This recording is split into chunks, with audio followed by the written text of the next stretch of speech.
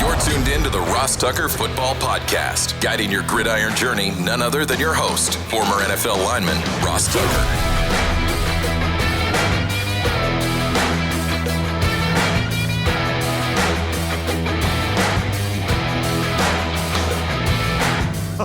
Oh, yeah, it is. But it's not just any Ross Tucker Football Podcast. It is a teaching tutorial Thursday, which means class is in session with Professor Greg Cosell from NFL Films University. Cannot wait to go inside the film room with Greg momentarily. Should be noted, this is our second to last week where we're only 3 days a week. Starting Monday of Labor Day, Monday of week 1 in the NFL, we are back to daily, 5 days per week on this show that you love, you know, tell everybody about it. Of course, we still will have Even Money podcast. Fantasy Feast will be twice a week, which is very cool. And then obviously we'll have the college draft as well. We've got 2 contests going on right now, which is why I'm not announcing other winners. You can get in on the best ball draft with me and Joe Dolan on the Fantasy Feast podcast simply by going to westshorehome.com/Ross and scheduling a free estimate. Then you send that to me and you're all set. You're good to go. And you have a great chance to be in the best ball draft. We're also giving away a free Madden on YouTube. So go to youtube.com/Ross Tucker NFL. There's a Madden video, giveaway video. Just reply with the console you want, and you get a great chance to win a Madden as well. So those are the 2 contests we've got going. I'll actually send direct links to your email, hopefully later today, for those of you that are signed up to get my real stories from the NFL emails, which I send about once a quarter, if that. Ross@rosstucker.com. You can sign up over at rosstucker.com. The last thing, I already mentioned it, so I'll just say it right now. Go to westshorehome.com/Ross. First of all, you can see the unbelievable work that West Shore Home does with bathrooms, remodeling. Secondly, you can see my house. Like, there's videos, there's pictures of my house, westshorehome.com/Ross. The proof is in the pudding of the videos and pictures of the before and after. My daughters absolutely adore their new shower. They call it life-changing. I don't know if I'd go that far, but it's been quote-unquote life-changing for them. And you can get in on the best ball draft, westshorehome.com/Ross. It's Big Show time. The Big Show. Okay, Greg, we've got a lot to get to. I know everybody hopefully already follows you on social media, so they know where to get all of your content at Greg Cosell. When's the matchup show starting up, by the way, Greg? We started with the first week of the regular season, Ross, so we shoot our first show the Friday after the Thursday night game. And I've actually been grinding away, re-watching a ton of tape from a year ago to kind of get back in the groove. Because you see it differently. You know, when you can watch 5 or 6 games in a row of a team or 250 throws in a row by a quarterback, that's different than trying to, see it every week when I'm trying to watch every game. So you get a whole different perspective. Well, I want your perspective on the 49ers quarterback situation. Obviously, I'll talk a little bit about it later, but they've named Sam Darnold the number 2 quarterback, which means Trey Lance is number 3. Curious, Greg, to get your thoughts on what you saw from all 3 of those guys their last time out, because Purdy played as well coming off the injury. Yeah, they didn't really ask Purdy to do much. They just wanted him, obviously, to play in a game. So they didn't ask him to make any really difficult throws. So Purdy was, really hard to evaluate. They just wanted him to get game action. Darnold's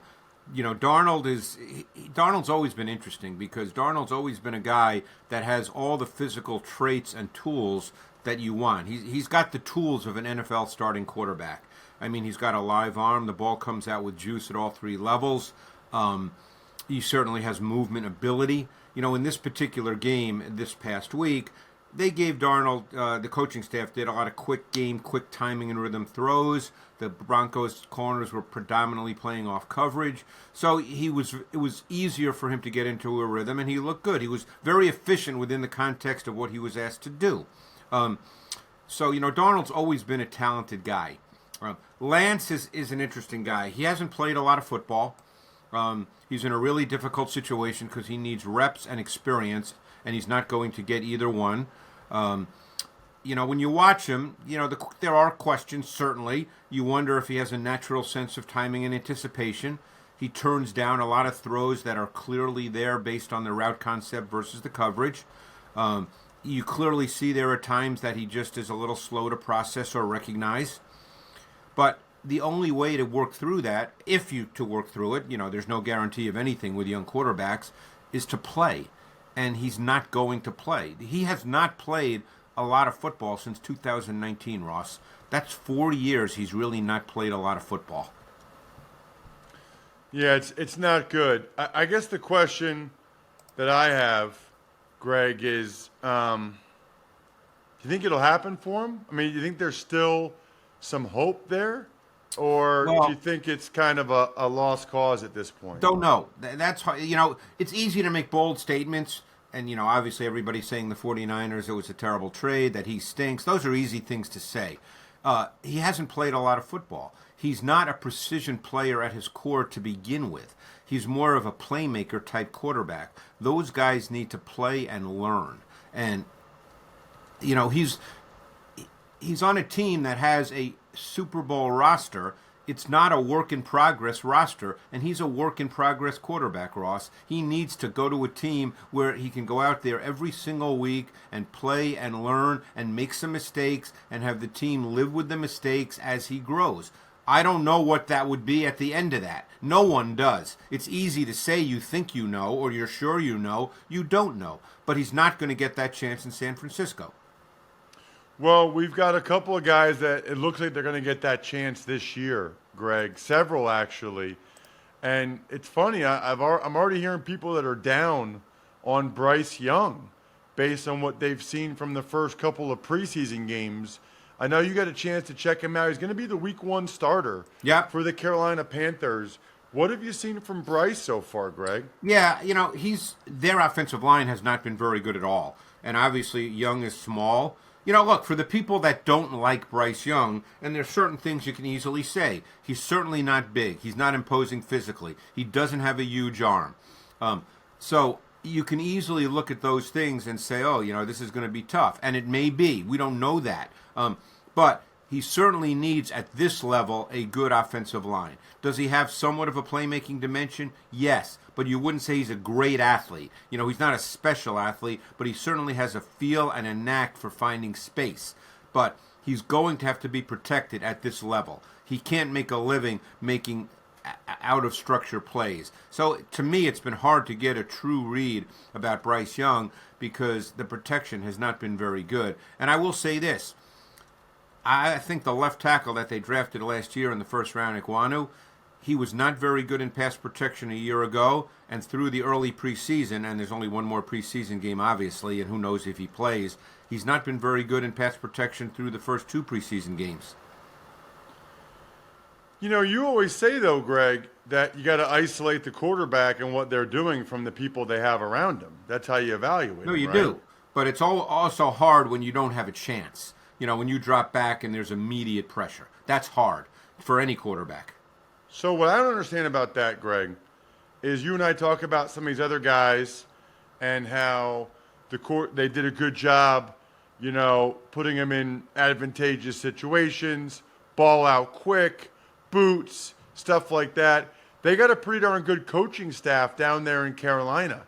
What's going on, Greg, where they're not able to give Bryce some easy completions, some easy play-action boots or three-step stuff to get the ball out and get him some confidence? That I couldn't answer. I mean, they could be doing that when the regular season starts. Maybe, Ross, it's preseason. Maybe they want to work on other things. Teams are not game planning. They want to work on specific things. So, they know they have in their back pocket that they can do those kinds of things, and maybe they know they can do those things really well. But that's not what they choose to work on in the preseason. That's why the preseason is so hard to evaluate, and that's why these definitive judgments that people make to me are, I don't understand it, but hey, that's just me. So All I'm saying is it's been hard for Bryce Young given the play of the offensive line, and he's a certain kind of quarterback because of his size and the fact that he does not have a big arm. So he has to play a certain way, and the offense has to play a certain way. And in the limited snaps he's played in the preseason, you haven't seen that.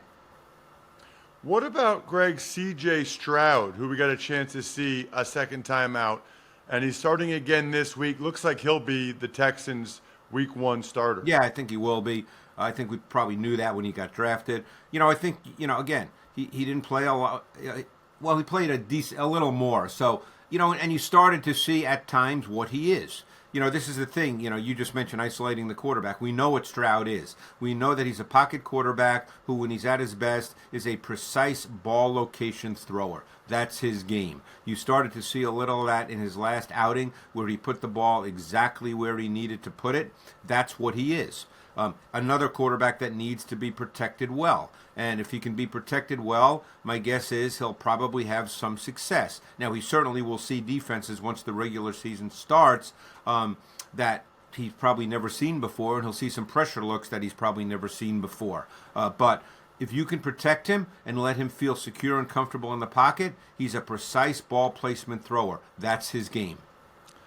Greg, I am not calling the Eagles preseason game tonight, unfortunately, because it's on Prime Video. It'll be Al Michaels and Kirk Herbstreit. But guess what I'm doing instead? I'm going to the Eagles game with my wife and daughters. Not even joking. I'm packing my cooler with Labatt Blue Light because I never get to tailgate. I never get to pull into a parking spot and have a couple beers. I am going to drink some Labatt Blue Lights with my wife and daughters. Daughters probably won't have any, but my wife will. Always enjoy responsibly. Beer, Labatt USA, Buffalo, New York. All right, some other guys I want to get to with you, Greg. How about Sam Howell? Now, just watching the TV copy against the Ravens, first of all, it's pretty clear that Washington wanted to win that game, which is fine. And then secondly, thought Howell looked pretty good, Greg. Now, I don't like that McLaurin has turf toe, but I thought overall Howell looked like he belonged. Like the moment wasn't too big. Looked like he knew what he was doing. I would agree. He looked very comfortable with what he was seeing.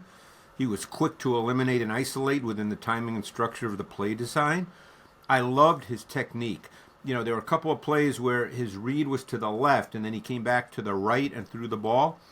And I loved the way he got his body turned and he stepped to the throw. And to me, that stuff's really, really important. I thought there was a rhythm to his drop, his set, and delivery. It all looked fluid and comfortable. He showed some subtle pocket movement traits to find a more quiet space to deliver the football.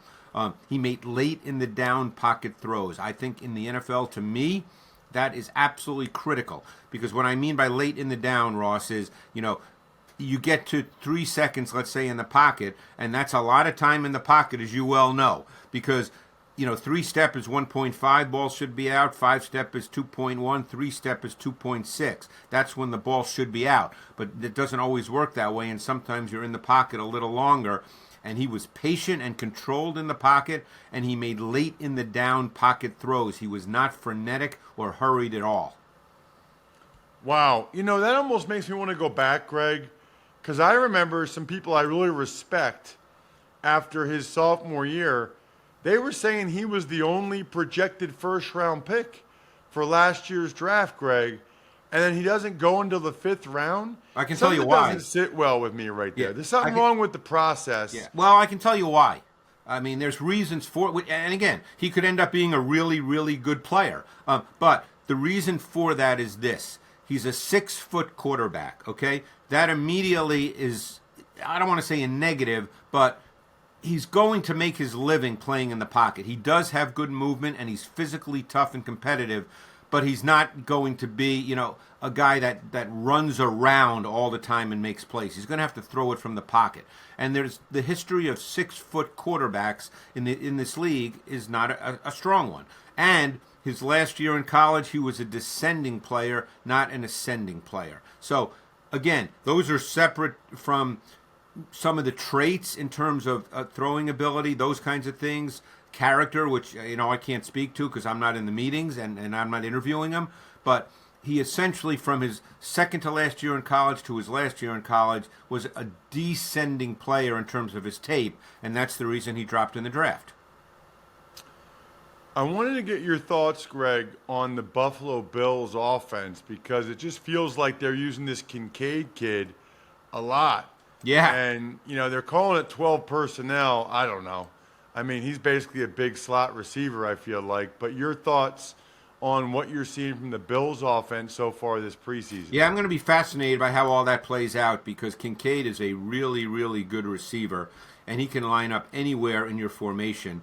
And, I think, obviously, Josh Allen played, I think, 3 series last week. I doubt he'll play this week. So now you're dealing with, okay, what's it going to be when the regular season starts? But I would think that essentially he's going to be used as a, lining up all over the formation, different locations, essentially a big wideout. They're going to try to get him matched up inside against linebackers. So we'll see. But I think you'll see a lot more 12 personnel if you're counting him as a tight end. They'll play Dawson Knox and Kincaid, and we'll see what they do. I think that passing game needs, as good as Allen can be, obviously, I think that's a passing game that probably needs a little more structure to it overall, just in terms of the execution of it. I mean, obviously, everything is taught within structure, but I think in terms of the execution of it, that's probably the direction they'd like to move.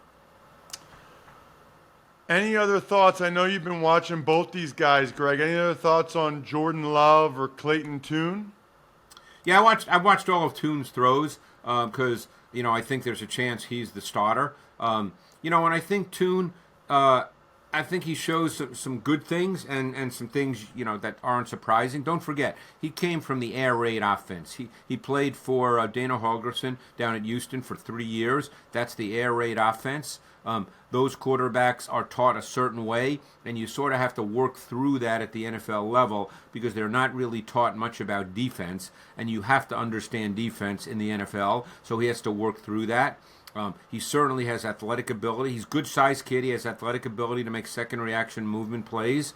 One thing he does, which is probably left over to some degree from the air raid, is his tendency to stay focused on his primary. He needs to develop a better feel for the route concepts versus the coverage. And all these things are to be expected.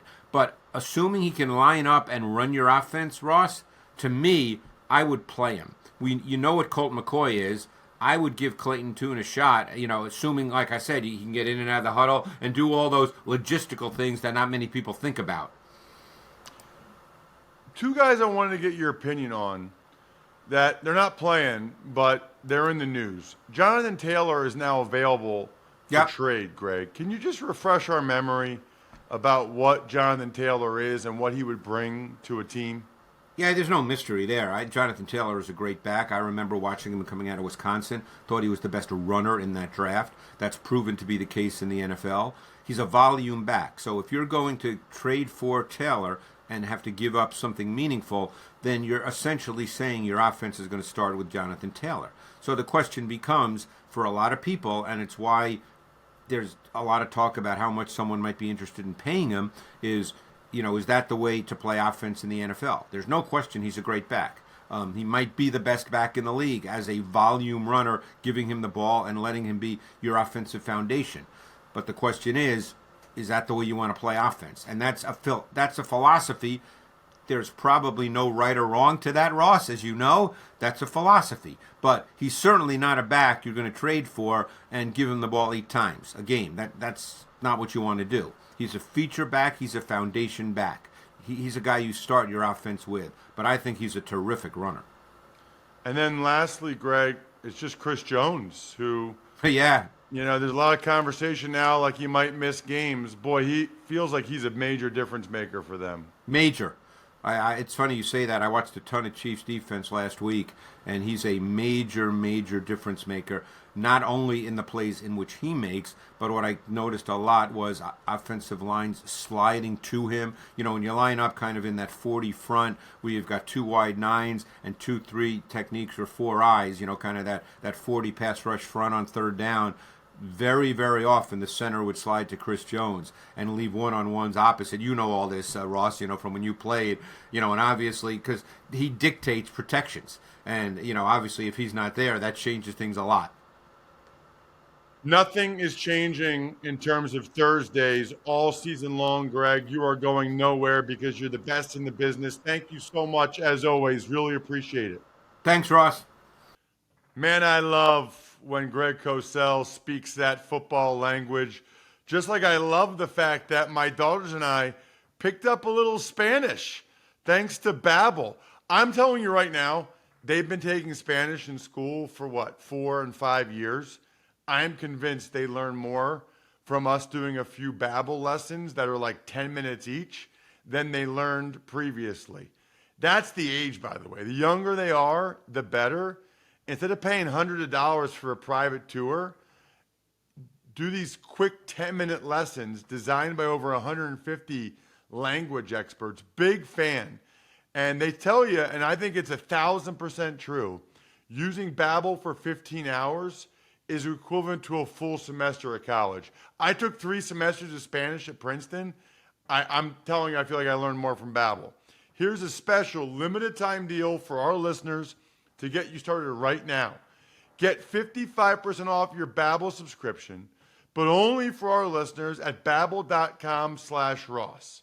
Get 55% off at Babbel.com/Ross, spelled BABBEL.com/Ross. Rules and restrictions may apply.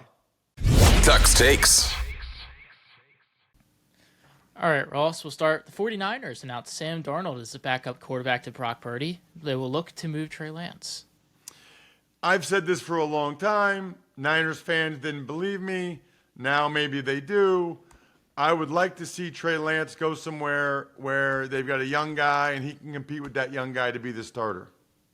Cowboys edge rusher Sam Williams was arrested in Frisco on charges of possession of a controlled substance and unlawful carrying of a weapon. Totally confused on this. They asked Jerry Jones about it, and he said something about how last year he was going 100. This year he's going 70, so he's making progress. Jerry, what about the controlled substance and unlawful carrying of a weapon? What are you talking about? Jets left tackle Dwayne Brown was activated from the PUP and practices while wide receiver Corey Davis retires. Well, so number one, the Jets really need Dwayne Brown to be healthy, to play left tackle, to stay healthy. It's like critically important that they have Dwayne Brown this year. The Corey Davis retiring thing surprises me a little bit. I mean, they have other receivers there, so maybe they felt like they didn't need him or something. That's a little bit confusing to me. Maybe they felt like they didn't want him. Maybe they were going to cut him because he got that big salary cap number, over $10 million. Maybe they kind of let him know that they were going to let him go, and he decided to retire instead. Chiefs defensive tackle Chris Jones indicates via social media a willingness to hold out until Week 8. Very interesting that Chris Jones said this, because on some level it shows he's willing to miss games, which I don't know that I recommend to give away almost $1.2 million a week. I wouldn't do that, but okay. But then the flip side, if you're the Chiefs and you know he'll be back by Week 8, how much more are you going to pay him? I mean, he's going to be back by Week 8? I don't know. I mean, they want him for the stretch run. They want him to be healthy. They want him for the stretch run, the playoffs. I don't know. And they save close to $10 million? I don't know if Chris Jones saying Week 8 is even all that threatening to the Chiefs. They might almost be okay with it. Linebacker Randy Gradishar, defensive tackle Steve McMichael, and wide receiver Art Powell are the 3 finalists named by the Hall of Fame Senior Committee. Gradishar was a really good Bronco. He's been talked about for years. Steve McMichael was the D tackle with Dan Hampton with that 85 Bears defense. Just a crazy, long, sustained career for McMichael. And honestly, Art Powell is one of those guys I don't know much about. I like learning about. Lastly, we got a couple games tonight, Ross. What will you be looking for? Well, normally I would say me, Jack, but I won't be looking for me. Although I'll be looking for me tailgating with my wife and daughters guys, I never get to go to a game and just be a fan. I never get to take my family to a game. So I'm really looking forward to it. I know it's quote unquote just a preseason game, but just to be tailgating a little bit with my wife and daughters and to sit in the stands with them a little bit should be absolutely awesome, very fun. Make sure you're following my social media for some good pictures and videos at Ross Tucker NFL. I think we're done here. Thanks for tuning in to the Ross Tucker Football Podcast. Make sure to also check out Even Money, Fantasy Feast, and College Draft, all on the DraftKings Network on Samsung TV Plus, YouTube, or subscribe to the podcast on your favorite platform. Shout outs, myfrontpagestory.com. So many anniversaries. That is the gift for your loved one. Myfrontpagestory.com. Then you got backofficeschedule.com, go-bengals.com, steakhousesports.com, humanheadnyc.com, Sporticulture, and Pizza Boy Brewing.